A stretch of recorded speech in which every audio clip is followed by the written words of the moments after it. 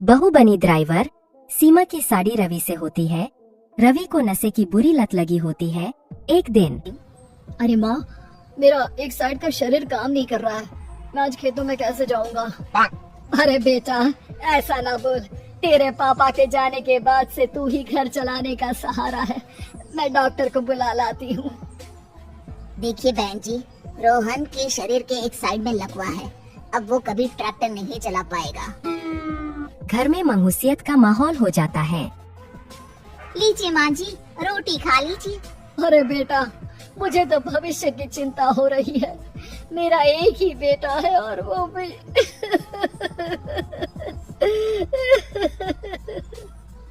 माँ जी, आप चिंता न करें। जब तक ये बीमार है मैं खेत जाकर काम कर लिया करूँगी। वैसे भी नशे के कारण इनका शरीर काफी कमजोर हो गया है। अगले दिन सीमा खेत में जाकर काम कर शाम को घर लौटती है। ये ले बेटा, पानी पी ले। कैसा रहा काम का पहला दिन? माँ जी, काम तो ठीक है, लेकिन मैं अगर ट्रैक्टर चलाना सीख लूँ ना तो काम और भी आसान हो जाएगा। अरे बेटा, दुनिया क्या कहेगी कि औरत होकर ट्रैक्टर चला रही है। माँ जी, या तो हम दुनिया देख ले या अपना घर, कोई बात नहीं। जब ये ठीक हो जाएंगे तो सब ठीक हो जाएगा। अरे बहू, जरा बाहर तो आना। जी माँ जी। बहू, तेरे मामा जी आए हैं, तूने बुलाया था ना? हाँ माँ जी, वो मामा जी ना आज से मुझे ट्रैक्टर चलाना सिखा। सीमा मामा जी से ट्रैक्टर चलाना सीखती है। वो मन लगाकर खेतों में काम करती है।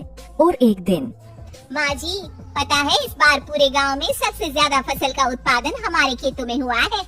इस साल तो खूब पैसे आएंगे। हाँ। सास खुश नहीं होती है। वो चुपचाप वहाँ से जाने लगती है। तभी सीमा उसे रोक लेती है। क्या हुआ माँ जी, आपको खुशी नहीं हुई? बेटा, आज डॉक्टर साहब बोल रहे थे कि रोहन के ठीक होने के लिए 5 लाख रुपए की जरूरत है। समझ नहीं आ रहा क्या करूं। सीमा शांत हो जाती है। अगले दिन सास सीमा के पास आती है। बेटा, ये मेरे गहने हैं।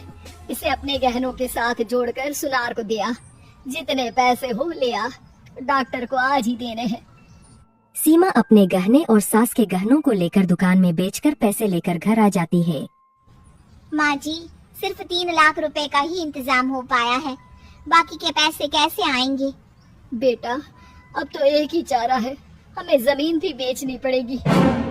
माँ, खेत बेच देंगे तो खाएंगे क्या? अरे बेटा, कोई दूसरा चारा भी तो नहीं है।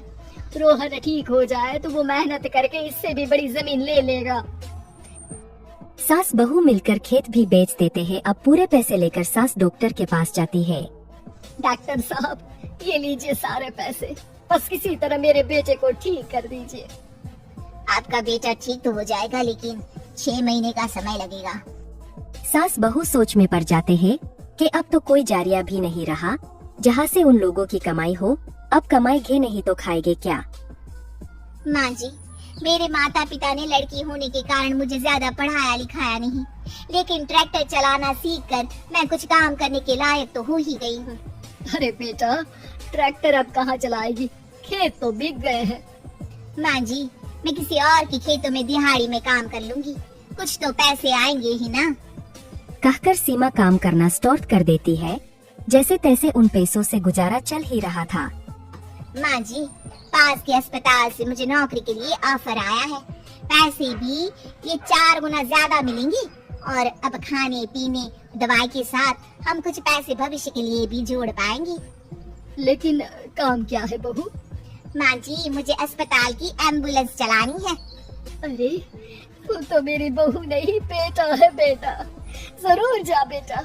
और हाँ, तूने पूरे गांव में एक मिसाल कायम कर दिया कि हर काम हर कोई कर सकता है।